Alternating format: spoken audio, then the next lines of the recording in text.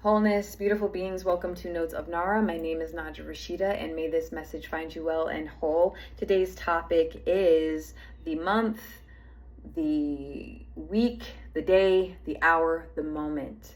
Let's talk about, we're gonna get a little, ooh, or maybe not, I'm not sure. We'll see what comes out of this. Today I was speaking to a very dear co-worker, colleague of mine, and I'm just going to say friend at this point. She's a phenomenal leader, and she's taking on a huge amount of work this school year, but we're working very, very closely together, collaborating effectively and efficiently, which I really like. And I will say this, it's a new role for her, right? And so we go back and forth sharing how to deal, and it's not just venting about the work gossip or anything. It's actually productive conversations of our roles and our effectiveness with what we do as educators. I don't look at whatever I do as just a job, right? To me, when you're really present with what you're doing, whatever you're doing in that present moment, whether you're a gum scraper, whether you're scraping crap off the toilets or washing dishes in the back of a restaurant, or you're a grocer or you're a cashier at a grocery store, it doesn't matter. You are doing something. You are part of the creative web. A lot of the time we look down on these jobs, right? Then they all serve a purpose. When it's just a job, it feels like you're doing something and that you're not meant to be doing. And you have to sit with that, because if you really feel that way inside, you have to do something about that. Yes, it's easier said than done. There are millions of different circumstances. People get in unhappy marriages, they have multiple children, they have dependents on them, taking care of parents, or it's a financial issue. So yeah, I know most of you will say, well, not it's so easy for you to say that, this is my situation, and my compassion goes out to you for that. I'm saying address that, what you're feeling in the present moment, because a lot of the time we shut ourselves off, we numb ourselves out, and it just becomes a job. It just becomes something below us rather than what's right in front of us. And we just sit on top of this job, not moving because it's comfortable, and it's a cushion, right? It's an uncomfortable cushion. It's almost like the Princess and the Pea. And she, no matter how many cushions she gets, it's just there's just something that just keeps poking at her, right? So I was talking to my colleague today because she's juggling really big things, because with leadership roles, it's more accountability, more responsibility, and higher expectations and higher standards that are demanded of you. And I told her, I said, and moving forward through this eclipse season and starting now in the coming months ahead, as I enter into this new era of myself and my life path, how it's unfolding, I told her, I said, and I mentioned this in the previous video as well, I'm looking at the month of September as just the month of September. October doesn't exist yet. October 2025 doesn't exist yet. November 2025 doesn't exist yet. May 2026 doesn't exist yet. 2027 doesn't exist yet. And here's the thing about being a time traveler. We're all time travelers. We are time travelers through our memory, okay? And I'll make another video of that. And please excuse the mess in the back, okay? I'm in teaching mode, so I just have to I'll use the time that I have to do it when I have the time to do it, okay? Yeah, we are time travelers through memories, okay? Through memory, becoming aware of this gift. We all do it. We all go and enter into the, enter the void of our memories, okay, in the past, revisiting, or we fantasize, right?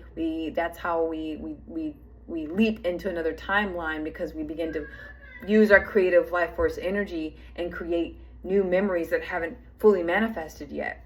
So, when I was speaking with her, because she was feeling overwhelmed, and I said,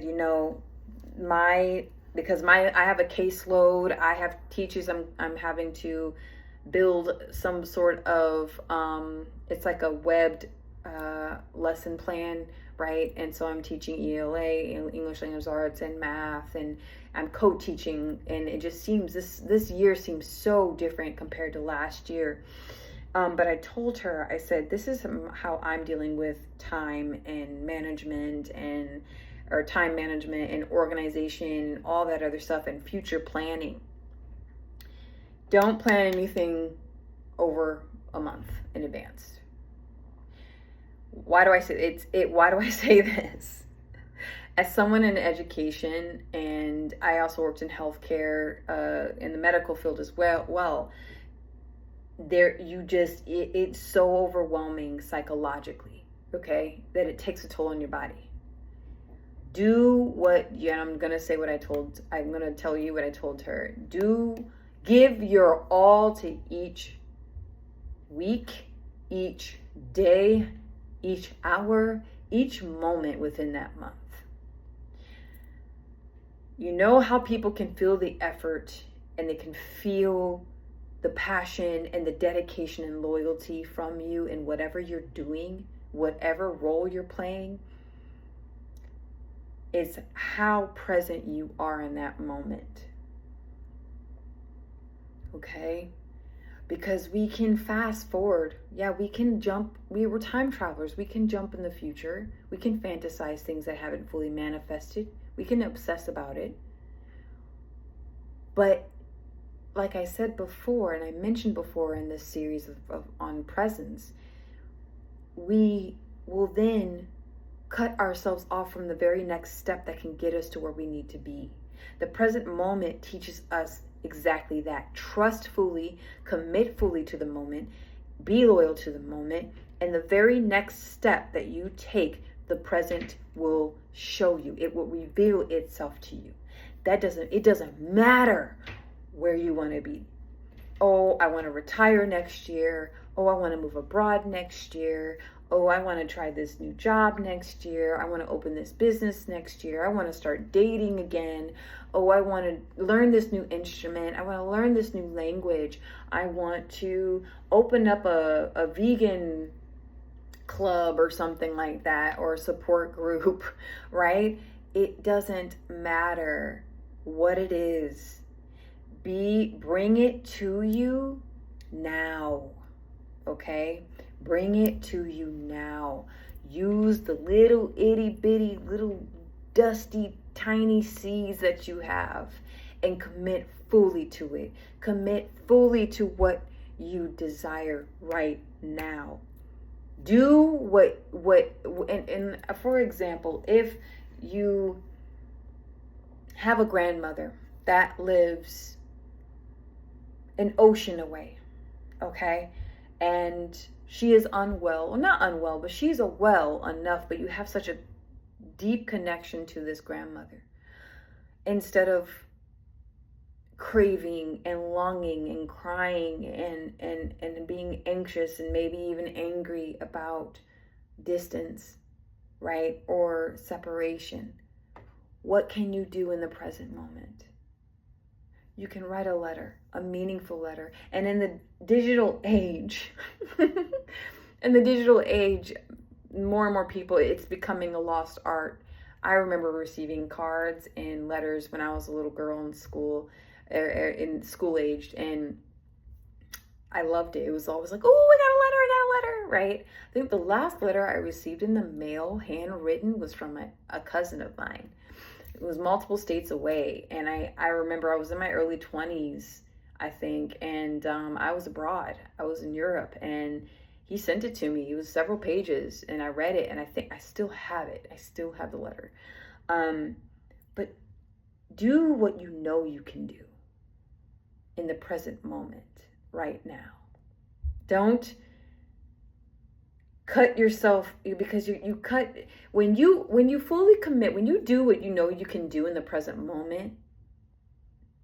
The moment's like, oh, she's ready for the next thing. He's ready for the next thing. So then it unfolds before you. Okay? A lot of the time, if we try to make big plans in the future, And we're so stressed, we're so pressed, we're so distracted by what we don't have right now. It pushes what's meant for us further away, and then we're fragmented from the present, what the present can present to us as a gift. That is the message. Thank you so much. And I will see you soon. Remember to evolve, human being, embrace supreme love and guidance, and expand your consciousness. Thank you. Goodbye.